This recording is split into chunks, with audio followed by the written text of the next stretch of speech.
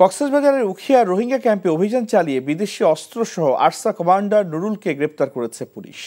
উখিয়ার পালংখালী ইউনিয়নে ১৩ নম্বর তাজ নিমারখোলা রোহিঙ্গা ক্যাম্পে Archer commander Nurul Islam অবস্থান করছে এমন খবরে গতকাল রাতে অভিযান চালায় পুলিশ। এ সময় আরসার কমান্ডার নুরুল ইসলামকে বিদেশি G3 রাইফেল ও ১০ রাউন্ড গুলিসহ গ্রেপ্তার করা হয়। মামলা দায়েরের পর নুরুল ইসলামকে উখিয়া থানায় সোপর্দ করা হয়েছে।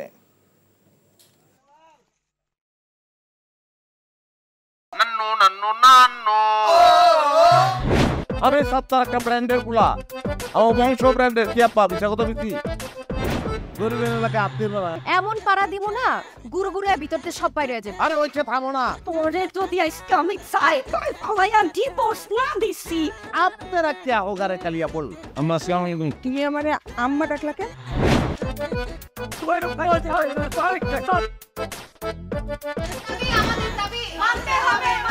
মামো তুমি গদ্দার মাইয়া রে কোনদিন স্বামীর মুখ দেখাও না আমি আপনারে আমি দেখে নিব।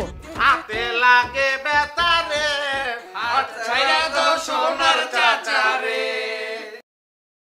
এনজিওর কিস্তি প্রথমবার বিকাশ পেমেন্ট করলেই 20 টাকা ইনস্ট্যান্ট ক্যাশব্যাক।